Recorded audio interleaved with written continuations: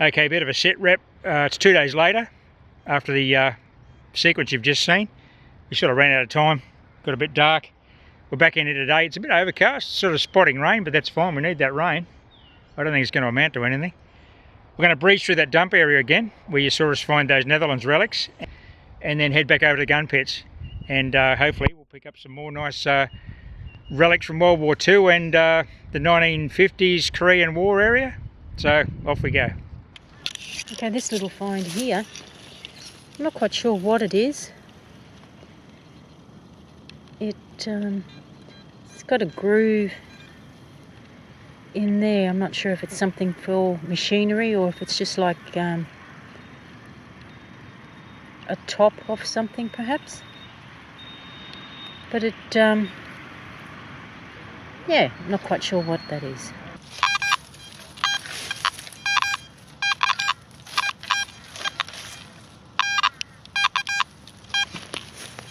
It's a little bit scratchy, but it's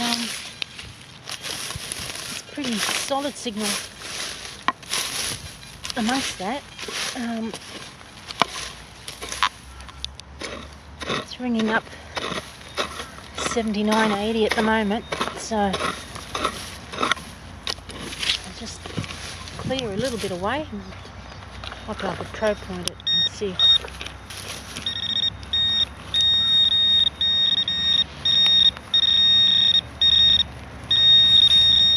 Oh my goodness, it's a coin.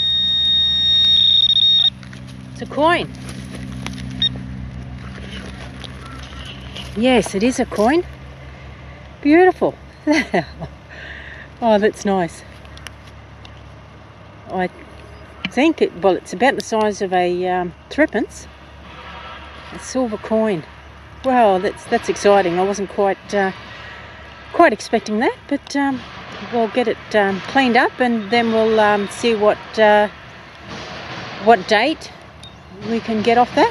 It's a 1927 threepence. It's in beautiful, beautiful condition. That was just a bit of a bush clean there, so we'll clean it up at home just with a bit of soap and water or something and see how it comes up. But that's a beautiful coin. I'll just flip it over. So it's King George V. Yep, beautiful coin.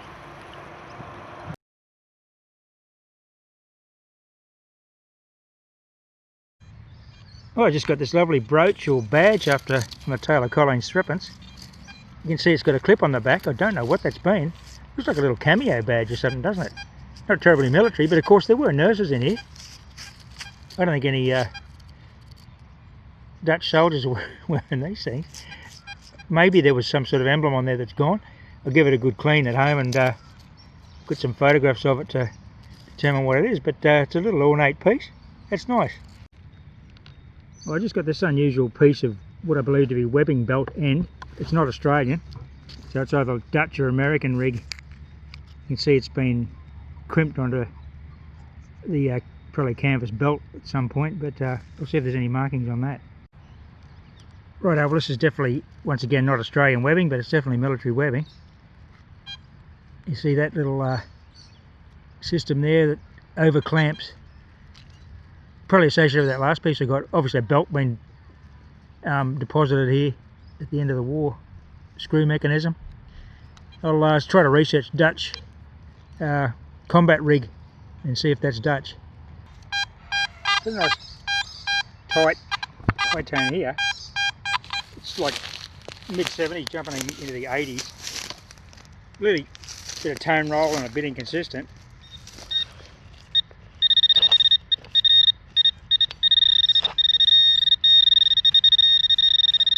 As you can imagine, there's a lot more metal in here than a lot of iron, of course. Tarp loop. That's what that was. Nice the way the detector picked that out. I've got the iron on the AT Max set on 35. This one here wasn't dug with any great confidence. I got a 66 jumping in the deep grass, but obviously it was because the target was well into the grass. And we've got a beautiful World War II button. What's it going to be? Looks to be Thought it might be Australian Army. Tunic button? Perhaps not. Let's give it a clean and have a look at this one. Right, she's got the bush clean. It's as clean as I'm going to get it out here. There's some sort of, it's not Australian. There's some sort of device there. You might be able to see it better than I can. Could be the Dutch lion grasping an arrow. A sword rather. The Dutch lion with a sword is the Dutch buttons. Unless it's just a plain front button that's been squashed, I'm not sure. The whole button's there. There's the shank. But we'll have a maker's name on the back and we'll determine where it looks like a winged running warrior. Mercury perhaps. I don't know what that is. We'll clean it, get some still photographs and identify it. It's a nice morning out today. It's overcast and not too hot, so it's lovely for detecting. This here is a solid 80. So we'll do a live dig on this and see what we come up with. Seems like it's pretty big. A pretty big object, but not necessarily, not much bigger than a coin, but you never know. Oh yeah, there it is. It's solid 80.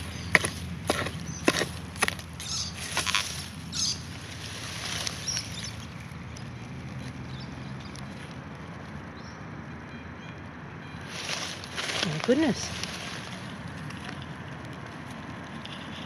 It's a button. It's a button. Oh, looks like it's got wings or something on it. Oh my goodness. A big coat button. We'll have to yeah, look at that. Let's see if I can focus that any better. Sometimes the cameras want to have a mind of their own and don't want to focus where you want it. I'll have to try and get it there. That might be better. Oh, it's a beautiful, beautiful big button. Okay, well, see if Warren can clean that up for me and we might even find out where it came from. Be back in a minute. Okay, so Warren said it's a US Army button. US Army button, so that's amazing. I hope I've got that on the live dig because I'm not quite sure if the camera was set up properly. But it was a nice solid signal. It was 80 and it wasn't very far down, probably just under the surface there.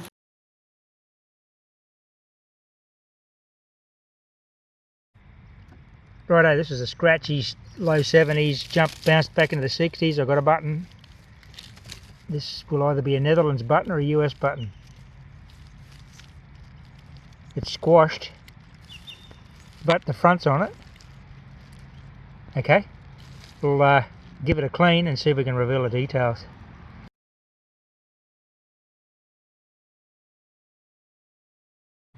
Righto, it's been squashed, but I'm pretty sure it's a Netherlands East Indies Army button. I can see, I think, the lion's leg.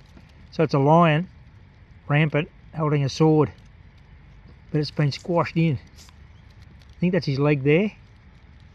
Could be imagining all this, but it's definitely got a front on it. It's not just a button back.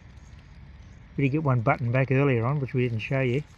But I think that's an NEI button. That's pretty awesome. Well, I guess these days it's easy to underestimate the effect World War II had on mainland Australia. For the first time ever, the country was under threat of invasion, even though that was never the Japanese intention.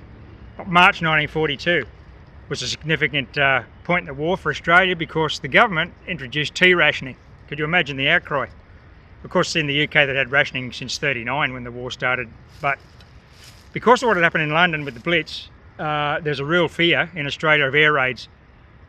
So from Thursday Island to Coolangatta, that's the length of the Queensland east coast, and to put that into perspective, the state of Queensland's about 6 times that of Texas and about 7 times the land area of the UK. Now in 1942, in March, there was a real fear of invasion.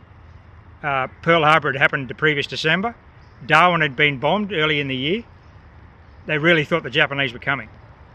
So plans were drawn up to evacuate all the school children between Thursday Island and Coolangatta off the Queensland coast, and the women who weren't required for the war effort, inland to safer areas. Now, the logistics of doing that would have been horrendous. A state that size, 6 times the state of Texas, population was less than 1 million at that stage, and most of it was down in the Brisbane southeast corner, of course. But when they drew up that Brisbane line, everything had to get away from the coast, the danger of the Japanese shelling the coast, or school children being put in danger.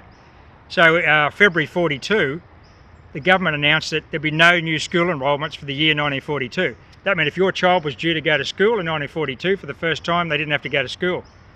That caused some concern for parents, obviously, the ones that were still at home and not out fighting the war. In March, when the tea ration came in, the government relinquished and approved the opening of some schools under certain provisions, and those provisions were that the schools had to have slit trenches and air raid shelters for all the children. It was something like 3 feet of slit trench for every child enrolled, and they had to have regular air raid drills while they were at school. So I mean, that was a kind of impact the war had on North Queensland, southeast Queensland, because since 1939 we've been fighting that war in Europe, but all of a sudden in 1941, late 41, it was right on our doorstep. And of course the AIF was in the Middle East. We only have militia troops in Australia. But could you imagine the impact that had on families? I mean, everyone had to dig air raid shelters in their backyards, and the government says you don't have to send your kids to school because it's too dangerous. They relented in March, but and after that, of course, it faded once there'd been a few of the Allied victories, such as Coral Sea, Milne Bay, and then the pushback across Kokoda and into Boona and Gona. But they were pretty dark times for the state of Queensland. I just got this beauty. It's an absolute ripper. US Army button. There's some motif or some symbol above the eagle. I'm not sure what that is. I'll have to look it up. But gee, it's in good nick. Look at the definition. That's how it came out of this grey clay. Started out as a 60 sort of signal and got to 76 by the time I dug it out. But that's an absolute ripper. Here's my next target. It's around this high 60s. Piece of webbing which has been broken, as you can see. Not complete. Doesn't look Australian. Looks partly Australian. I'm not sure, but definitely World War II brass webbing. Okay, this is pretty long grass here. I've had to just clear it away so I could get the camera ready. But the signal's, it's a solid signal. It's between 78 to 82. It could be something like bottle top, perhaps. I don't think it's a bullet, but we'll see. Oh, there it is. Wow, look at that. That's nice. That's very nice indeed. It's a little latch. Perhaps off some treasure chest. Yeah. It's quite old. It's looks old. Maybe it's just crusted up from being in the ground, but it certainly does look old. Hopefully that will clean up nicely. Yeah. Oh well, that's better than a bottle top, isn't it? Great. Just pushing through this long grass here, and where the point of the pick's resting, we've got a mid-80s repeatable compact target. That's a pretty high tone, so could be anything really. I'm not getting any modern rubbish. I've got one ring pull about 10 minutes ago. It's at 85, I mean, potential. Doesn't know how tight it is, and it's a solid, repeatable 85. It's not, poor old AT Max just took a tumble. Okay, it's pretty shallow. We'll just loosen this all up. See what we get here. We got a kookaburras. They're not liking it.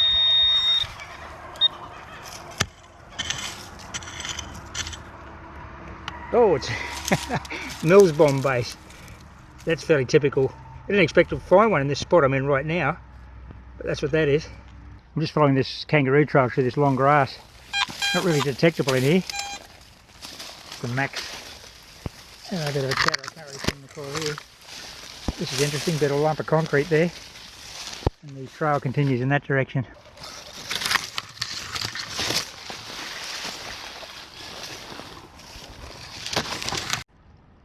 Now the Mills Bomb base, this one's a bit corroded actually. Once again 81, 82, 83 sort of numbers. Okay, this was my next little find. It's a nail, but I quite like this because there's old square nail. And yeah, I've got one at home that I repurposed. It was a nice long brass nail, and it had a bit of a bend at the top about here, so I use it to put in the front gate. And it's yeah, it's nice repurpose. I just had a signal here in this rubbish heap, but when I was digging I found this little treasure. There's about half of it missing, but looks like it's a army cup. Little crockery. Yeah, that's the rising sun, and it's got force or something written underneath there. See the roos and wallabies been trailing down through here to that little billabong. There's permanent water in the bottom there. Nice little spot. So I'd say just on dusk it'd be a good spot for observing a few of the native animals coming down for a drink.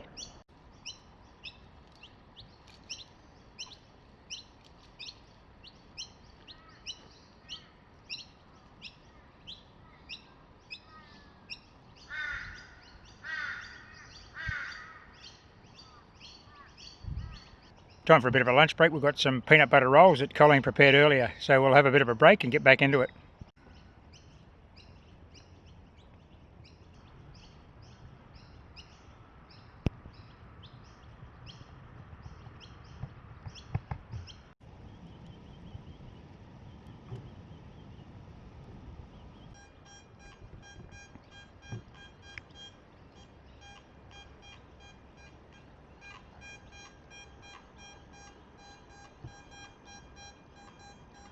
Visited this gun pit site many times and got a lot of coins out of this little spot here. I've just been scratching around. I'll remediate this and flatten it when I'm finished. But as you can see there in the centre, I've just got another coin out of the spot that I'd been over and over. Just shows you, just got to go for those little squeak, scratchy signals. It was only one way, obviously sitting at a weird angle. It looks like I've got a halfpenny. Probably late 40s, 50s from the coins that I got in this spill. So that's probably, I think that might be the 7th or 8th coin I've got from this tiny little spot. Okay, let's give it a clean and get a date. Righto, well it's very grimy, but there's a beautiful patina underneath all that grime. I think it's a 1949 halfpenny. You can see it under the kangaroo hopping to the right. There's the date under his tail. 49 halfpenny. Awesome. Well, this one's a high tone. Jumpy, oh, I don't know, mid 70s. Bit of charcoal there. I'm just in front of one of the gun pits. Just max back a bit. Yeah, that looks like there's been a little fire there.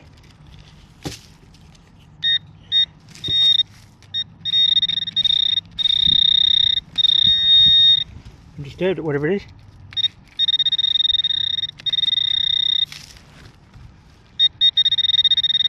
Ah, it's still on the ground. This is deep. Maybe that was a jumpy target ID because of the depth of the target. You're getting a those kind of unusual readings. Okay, well it's out. Just move the pick back.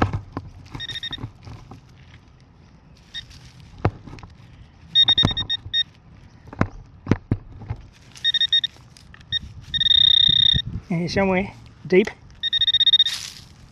Reburied it obviously.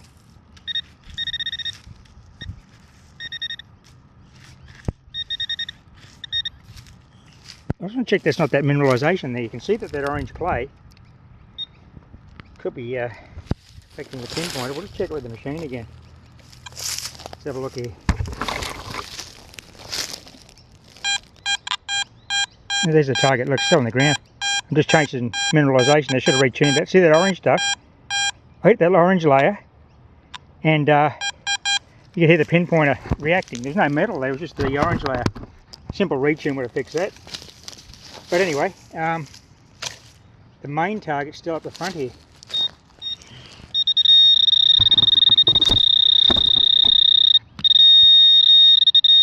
Proximate to this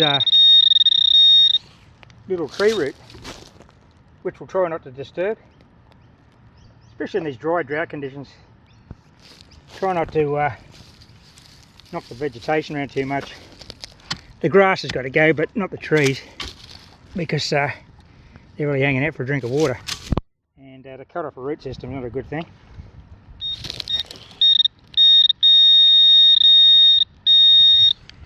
Could be a 303 round with that target ID, but it's sort of, oh no it's not, I just saw a coin. Have a look at this. I just saw a halfpenny pop out of the side of this wall there under that root. What a ripper. You know, I got 3 halfpennies from this gun pit, 8 or 9 months ago. Come back and get another one. Just shows you how different angles, different soil conditions make a difference.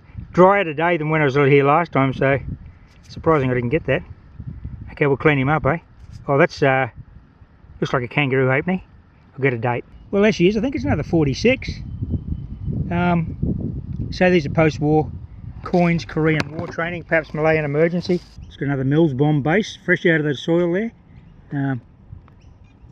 Should be able to see the date on that actually. Which way up is it? Well, there we go. Anyway, I'll get some still shots. Well, we're going to wrap it up and head off home. It's getting late in the afternoon again. Light conditions are fading. Hope you enjoyed our little 2-day outing. Thanks for watching and happy fossicking. Bye for now.